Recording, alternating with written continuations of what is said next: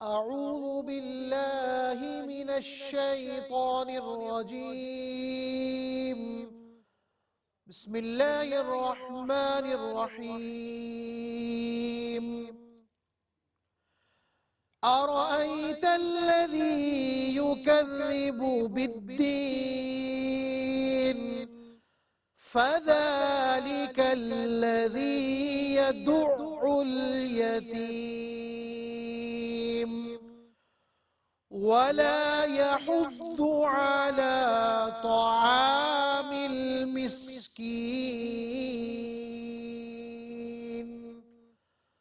صدق اللہ العظیم. الحمدللہ رب العالمین والصلاة والسلام علی سید الانبیاء والمرسلین اما بعد اعوذ باللہ من الشیطان الرجیم بسم اللہ الرحمن الرحیم. ارأیت الذی یکذب بالدین فذلک الذی یدع الیتیم ولا یحض علی طعام المسکین. صدق اللہ العظیم. اللہم صلی علی محمد وعلی آل محمد وبارک وسلم.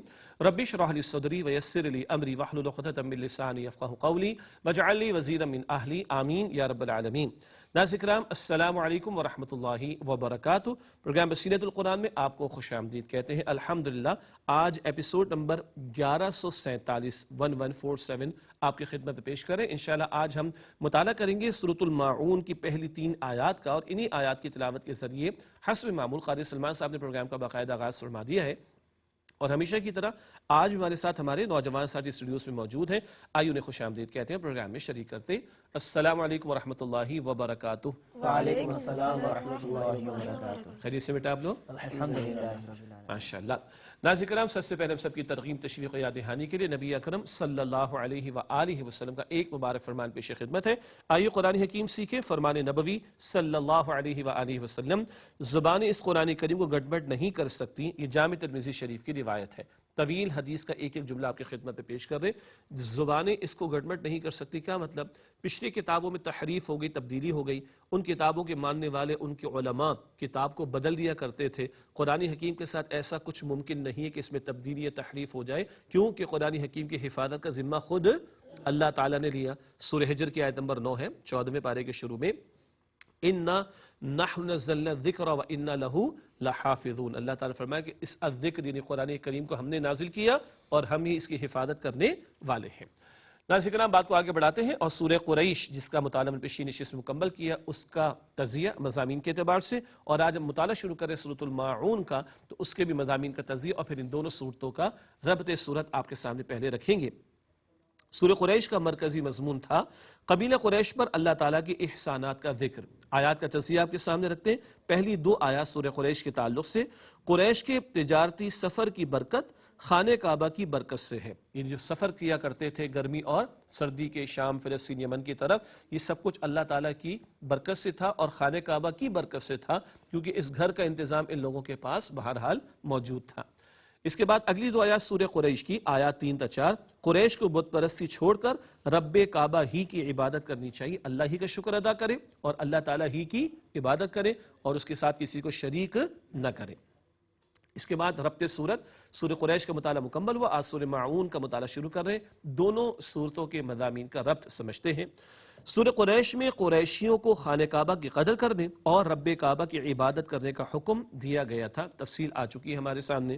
سورۃ الماعون میں آخرت کے منکر ناشکر انسان کے پست کردار کا تذکرہ ہے. جو اللہ کو نہ مانے، آخرت کو نہ مانے، تو کیسا گھٹیا کردار سامنے آتا ہے، اس کا ذکر ہمارے سامنے آئے گا. سورہ قریش میں اللہ کی عبادت کا ذکر تھا، اور سورہ ماعون میں اللہ کو نہ ماننے والے، اللہ کا انکار کرنے والے، آخرت کا انکار کرنے والے لوگوں کا گھٹیا کردار کیا ہوتا ہے، پست کردار کیا ہوتا ہے، اس کا ذکر ہمارے سامنے ابھی آئے گا.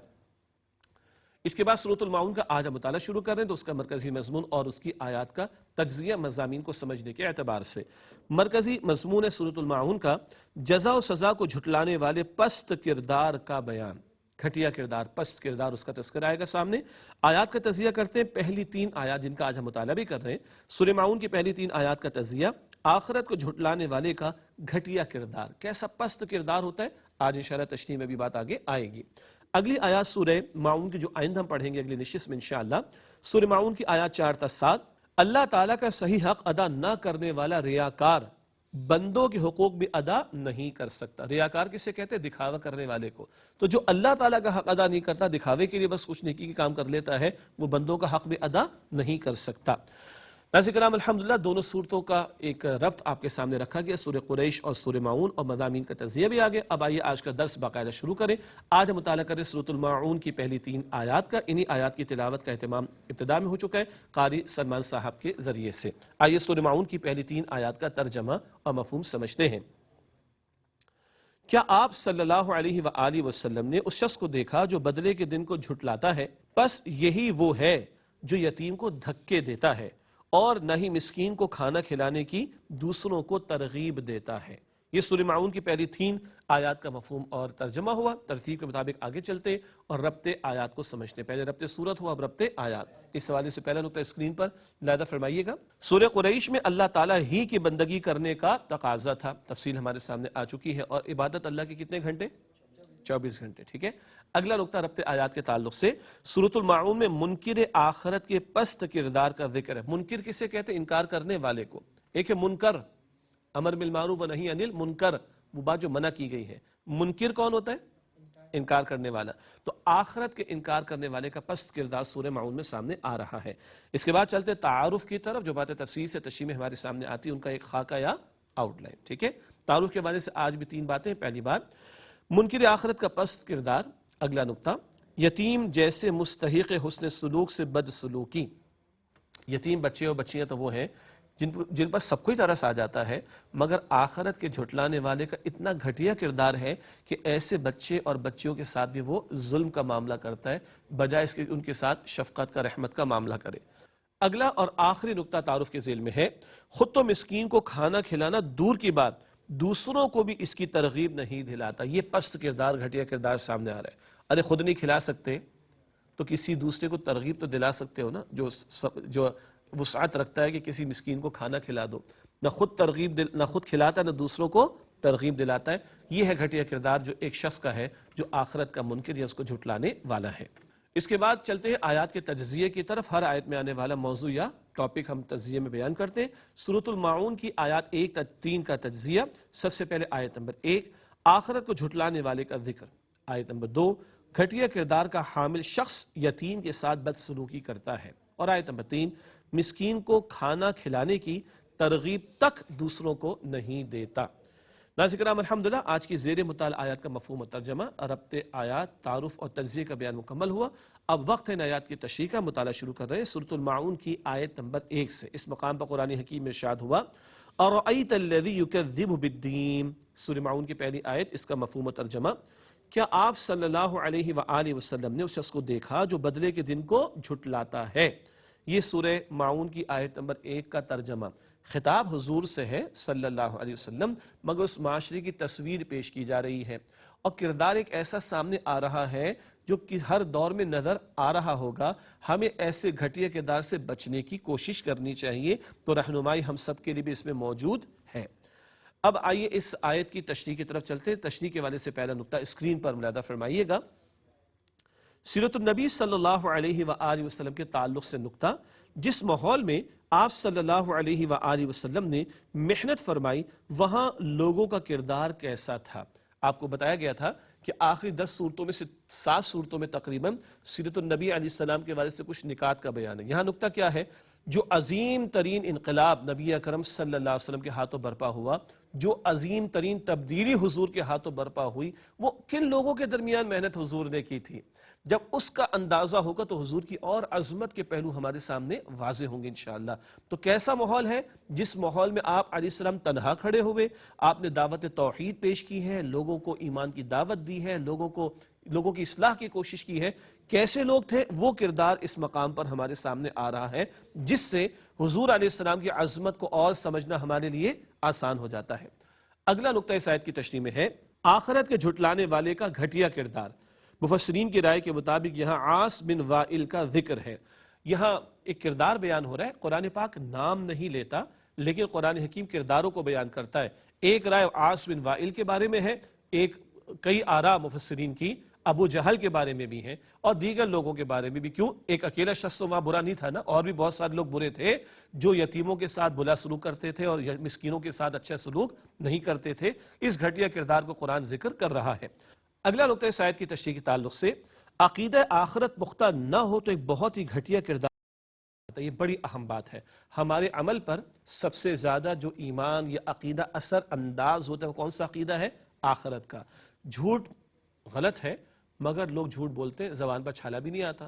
کیا شے روکتی ہے؟ کل زبان پہ چھالا تو دور کی بات ہے, کل جواب دینا پڑے گا اللہ تعالیٰ کو, اور جھوٹوں کے لیے لعنت بھی اور جہنم کی آگ بھی ہے. تو یہ بندہ جھوٹ بولنے سے بچے گا. سچ بہت بڑی قدر اور ویلیو ہے, لیکن سچ بولتے تو زبان پر جو ہے وہ کہنا چاہیے چھالا تو نہیں آتا, لیکن کڑوا ہوتا ہے سچ. لوگ مخالفت کرتے ہیں, لوگ جو ہے وہ لعن طعن کرتے ہیں. تو کیا کرے بندہ؟ نہیں, کل تمہارے سچ کا تمہیں فائدہ ہوگا, تمہیں جنت عطا ہوگی.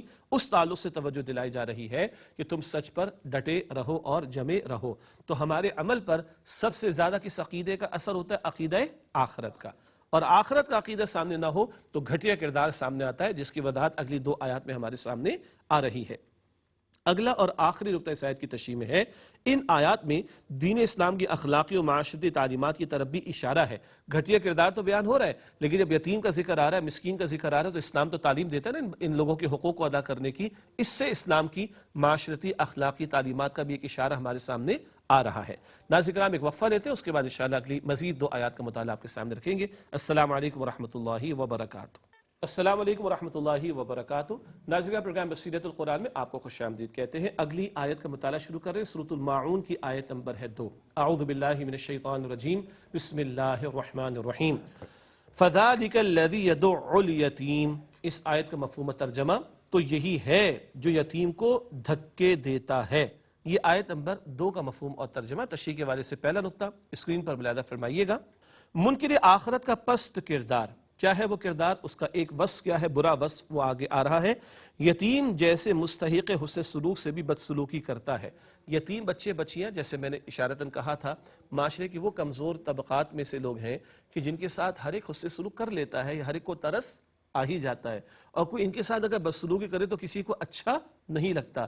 مگر آخرت کا جھٹلانے والا, ابو جہل ہو, عاص بن وائل ہو, دیگر لوگ ہوں, آخرت کا جھٹلانے والا ایسا بد کردار ہو جاتا ہے, ایسے پست اور گھٹیا کردار پر آ جاتا ہے کہ وہ دھکے دیتا ہے یتیم کو.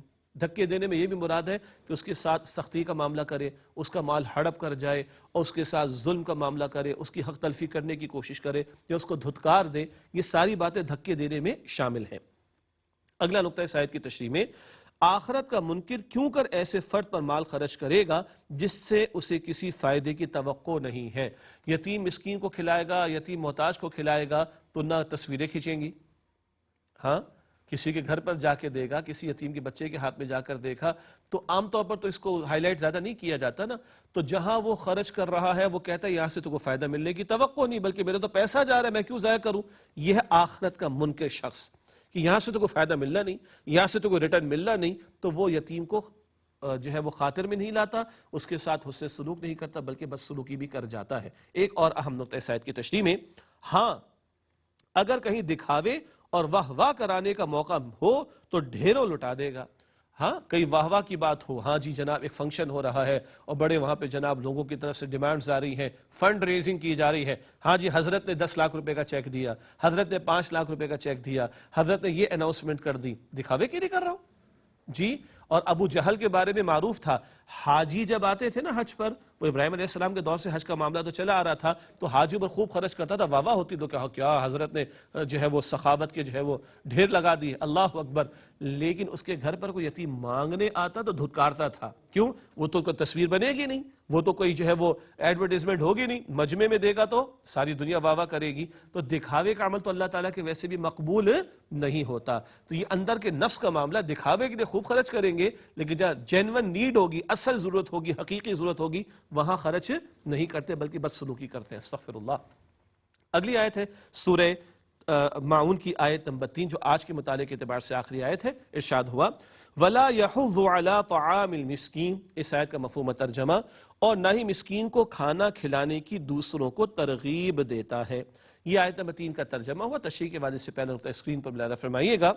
منکر آخرت کی ایک اور اخلاقی برائی، پچھلی تو تھی یتیم کو دھکے دینے والی، بدسلوکی کرنے والی، اب کیا ہے؟ آگے نقطہ ہے اگلا، نہ تو خود مسکینوں کو کھانا کھلانے اور ان کی مدد کی کوشش کرتا ہے اور نہ ہی دوسروں کو اس کی ترغیب دلاتا ہے، نہ خود کھلاتا ہے اور کوشش کرتا ہے، نہ دوسروں کو ترغیب دلاتا ہے۔ ارے بھائی تو خود نہیں کر سکتا تو کم سے کم دوسروں کو تو ترغیب دلا دے۔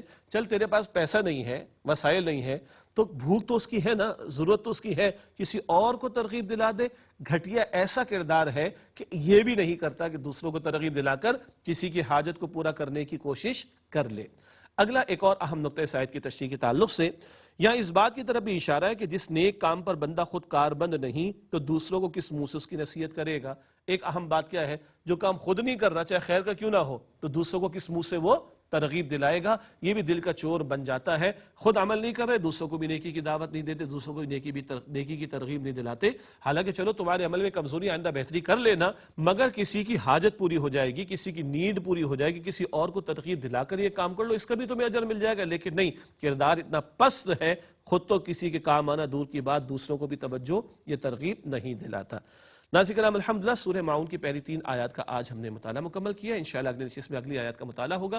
اب وقت آج کی نشست میں سوال و جواب کا، چلتے ہیں ہمارے ساتھیوں کی جانب اور اس سے دریافت کرتے ہیں کہ آج ہم سے کیا سوال کرنا چاہتے ہیں۔ جی بیٹا، آپ کا سوال کیا ہے؟ میرا سوال ہے کہ یتیم کے ساتھ حسن سلوک کی کیا تلقین کی گئی ہے؟ یتیم کے ساتھ حسن سلوک کی ہمارے دین میں کیا تلقین کی گئی ہے؟ بہت اچھی بات ہے۔ اللہ تعالیٰ نے قرآن کریم میں سورہ نساء کی ابتدائی آیات میں یتیموں کے ساتھ حسن سلوک کی بڑی اہم ترغیب دلائی ہے، ایک بات، اور جا بجا قرآن کریم میں اور مقامات پر بھی ذکر آتا ہے۔ نمبر 2، نبی اکرم صلی اللہ علیہ وسلم نے ارشاد فرمایا، ابن ماجہ شریف کی روایت ہے، مسلمانوں کے گھروں میں سے بہترین گھر وہ ہے جہاں کسی یتیم کے ساتھ بھلا سلوک ہوتا ہو۔ آپ صلی اللہ علیہ وسلم نے ارشاد فرمایا کہ میں اور یتیم کی کفالت کرنے والا جنت میں ساتھ ہوں گے۔ پھر اللہ کے نبی علیہ السلام نے اپنا مبارک ہاتھ اور اس کی 2 مبارک انگلیاں ملا کر دکھائی، وہ حضور کا ہاتھ تھا، ہاں وہ حضور کی مبارک انگلیاں تھیں، کہ ایسے میں اور وہ جو یتیم کی کفالت کرنے والا ہے وہ جنت میں ساتھ ہوں گے۔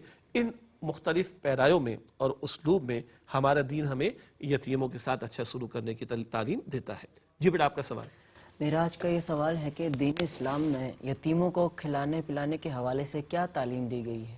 اچھا، آپ سے یتیموں کے بارے میں پوچھ رہے ہیں، مسکینوں کے بارے میں بھی سوال؟ مسکینوں کے۔ ہاں، کیونکہ کھلانے کی ترغیب خواب کس تعلق سے آئی تھی؟ مسکینوں کے تعلق سے، ٹھیک ہے، بالکل صحیح۔ عموم کے اعتبار سے قرآن حکیم میں جنت والوں کی ایک صفت بیان کی گئی، سورہ دہر میں 29 پارے میں، وہ جنت والے کھلاتے ہیں دوسروں کو دنیا میں۔ انما نطعمکم لوجہ اللہ، ہم تمہیں کھلاتے ہیں کس کے لیے؟ اللہ کی رضا حاصل کرنے کے لیے۔ اسی طرح نبی اکرم صلی اللہ علیہ وسلم نے ارشاد فرمایا، جب آپ سے پوچھا کہ بہترین اسلام کیا ہے تو آپ صلی اللہ علیہ وسلم فرمایا، سلام کو عام کرنا اور لوگوں کو کھانا کھلانا، ٹھیک ہے۔ اسی طرح ایک حدیث مبارک میں آتا ہے، اللہ تعالیٰ کل سوال کرے گا، اے میرے بندے میں بھوکا تھا تو نے مجھے کھلایا کیوں نہیں؟ تفسیر حدیث میں، پیاسا تھا پلایا نہیں، بے لباس تھا لباس نہ دیا، بیمار تھا عیادت نہ کی، مسلم شریف کی روایت ہے۔ تو اللہ تعالیٰ فرمائے گا، اور بندہ عرض کرے گا، اللہ تو رب العالمین، تجھے بھوک سے کیا تعلق؟ تو اللہ فرمائے گا، نہیں، فلاں بندہ بھوکا تھا، اگر تو اس کو کھلاتا تو مجھے پا لیتا۔ تو یہ کھلانے کی ترغیب قرآن پاک میں بھی اور یہ کھلانے کی ترغیب احادیث مبارکہ میں بھی ہمیں ملتی ہے۔ اللہ ہمیں عمل کی توفیق عطا فرمائے۔ جی بیٹا، آپ کا سوال کیا ہے؟ میرا آپ سے یہ سوال ہے، مخلوق کے ساتھ حسن سلوک کرنے کی کیا تعلیم دی گئی؟ ہاں، بہت اہم سوال ہے کہ ہمیں دین اسلام نے مخلوق کے ساتھ حسن سلوک کی کیا تعلیم دی۔ حدیث مبارک میں آتا ہے، اللہ کے نبی صلی اللہ علیہ وسلم نے ارشاد فرمایا، خیر الناس من ینفع الناس، لوگوں میں سے بہترین کون ہے؟ جو لوگوں کو زیادہ نفع پہنچانے والا ہو۔ ایک اور حدیث مبارک میں آتا ہے، ساری مخلوق اللہ تعالیٰ کا کنبہ ہے، اور اللہ تعالیٰ کو پوری مخلوق میں پسند کون ہے؟ جو سب سے زیادہ اس کی مخلوق کے ساتھ بھلا سلوک کرنے والا ہو۔ تو اگر ہم چاہتے ہیں کہ اللہ کے پسندیدہ ہو جائیں تو اللہ کی مخلوق کے ساتھ بھلا سلوک کرنا ہے، ان کے کام آنے کی کوشش کرنی ہے، ان کی تکالیف، ان کے دکھ درد میں شریک ہونے کی کوشش کرنی، اور جہاں جہاں ممکن ان کو کھلانا پلانا، ان کی عیادت کر لینا، ان کی اور ضروریات کو پورا کرنے میں اپنا حصہ ڈالنا، یہ ہمارے دین نے تعلیم عطا فرمائی ہے۔ اسلام نے نماز، زکوٰۃ، روزے، حج کا حکم بھی دیا، یہ اللہ کے حقوق ہے، اور مخلوق کے ساتھ بھی بھلائی کرنے کی تعلیم ہمارا دین ہمیں عطا فرماتا ہے۔ ناظرین کرام، الحمدللہ سوالات اور ان کے جوابات آپ کی خدمت میں پیش کیے کہ پروگرام کے آخری لمحات میں آخری مختصر سیگمنٹ کو شامل کرتے ہیں۔ سب سے پہلے قرآن معلومات کا نقطہ پیش خدمت ہے۔ قرآن کریم کی سب سے طویل سورت سورۃ البقرہ ہے. قرآن کریم کی سب سے طویل سورت سورۃ البقرہ ہے اور اس میں 286 آیات اور 40 رکوع ہیں. اس کے بعد چلتے ہیں حاصل مطالعہ کی طرف، یعنی جو باتیں تفصیل سے آ چکی تشریح میں، آخر میں ریکیپ یا خلاصہ. 3 نقطے آج بھی ہیں. حاصل مطالعہ کے حوالے سے پہلی بات، عقیدہ آخرت پختہ نہ ہو تو ایک پست اور گھٹیا کردار وجود میں آتا ہے. اگلا نقطہ، پست کردار کا حامل شخص یتیم جیسے طبقے کے ساتھ بھی بد سلوکی کرتا ہے. اور اگلا اور آخری نقطہ ہے، ایسا کردار بد اخلاقی کی وجہ سے دوسروں کو اخلاقی تعلیمات پر عمل کی کیا دعوت دے گا. اس کے بعد چلتے ہیں جائزے کی طرف. Self assessment. آج بھی 3 سوالات ہیں، اپنا جائزہ لینے کے لیے میں اور آپ ہم سب لیں. پہلا سوال، کیا ہم آخرت کا یقین رکھتے ہیں؟ اگلا سوال آپ کے ذہن میں آ جائے گا، ہم مرنے کو تیار ہیں، بار بار ذکر آتا ہے، کیا ہم مرنے کو تیار ہیں؟ کل کی زندگی کا یقین ہے. اگلا سوال، کیا ہم بد اخلاقی کے رویوں سے بچنے کا اہتمام کرتے ہیں؟ یتیم کو دھکے دینا، مسکین کے ساتھ بھلا سلوک نہ کرنا، زبان غلط استعمال کرنا، لوگوں کے ساتھ تلفی کرنا، پڑوسیوں کو نقصان پہنچانا، ماں باپ کا دل دکھانا، رشتہ داروں کا حق مارنا، ایسی حرکتوں میں مبتلا تو نہیں کل اللہ کو جواب دینا ہے مرنے کے بعد ہم نے. اگلا اور آخری سوال ہے، کیا ہم یتیم اور مسکینوں کے ساتھ حسن سلوک کی کوشش کرتے ہیں؟ کچھ تفصیل بھی آ گئی جوابات کی صورت میں. جو اللہ ہمیں توفیق عطا فرمائے ہمیں اس کا اہتمام کرنا چاہیے. 2 باتیں آخر میں شامل کرتے ہیں پروگرام میں. گزشتہ سوال کا جواب، سورۃ النجم کی کس آیت میں ذکر ہے کہ نبی کریم صلی اللہ علیہ وآلہ وسلم جو ارشاد فرماتے ہیں وہ وحی الہی کے مطابق ہوتا ہے؟ درست جواب ہے سورہ نجم آیت نمبر 3 اور 4. وما ينطق عن الهوى ان هو الا وحی یوحى. نبی صلی اللہ علیہ وسلم جو کچھ ارشاد فرماتے ہیں وہ اپنی خواہش سے ارشاد نہیں فرماتے، بلکہ وہی ارشاد فرماتے جو ان پر اللہ تعالیٰ کی طرف سے وحی کیا جاتا ہے. تو حضور کے فرمودات اور ارشادات بھی وحی کی تعلیم کے مطابق ہیں. درست جواب ہے سورۃ النجم کی آیت نمبر 3 اور 4. آج کا سوال نوٹ کیجئے گا، سورۃ القمر کی کس آیت میں ذکر ہے کہ قرآن کریم نصیحت کے حصول کے لیے آسان ہے؟ آج کا سوال، سورۃ القمر کی کس آیت میں ذکر ہے کہ قرآن کریم نصیحت کے حصول کے لیے آسان ہے؟ ایک چھوٹی سی ٹپ دوں، یہ آیت 1 سے زائد مرتبہ آئی ہے، آپ تلاش کیجئے گا. جواب اگلے پروگرام میں انشاءاللہ آپ سے شیئر کریں گے. اور اسی کے ساتھ چاہیں گے اجازت، اسی کے وقت اور پروگرام کا مکمل. آپ تمام ساتھیوں کا بہت شکریہ. اللہ تعالیٰ آپ کو جزائے خیر عطا فرمائے، آپ کے اخلاص، علم اور عمل میں مزید ترقی عطا فرمائے. ناظرین کرام، ہم سب کو، ہماری پوری ٹیم کو اور ہمارے قاضی صاحب کو، تمام تعاون کرنے والوں کو، کیو ٹی وی کی انتظامیہ کو، تمام مسلمانوں کو اپنی دعا میں یاد رکھیے. اے اللہ سبحانہ و تعالیٰ ہمیں موت کا یقین عطا فرما، مہلت ہے اس سے فائدہ اٹھا کر کل کی زندگی کی تیاری کی توفیق عطا فرما، اور اللہ ہمیں ہمارے اخلاق کو مزید بہتر بنانے کی توفیق عطا فرما. آمین یا رب العالمین. وآخر دعوانا ان الحمد للہ رب العالمین. والسلام علیکم ورحمۃ اللہ وبرکاتہ.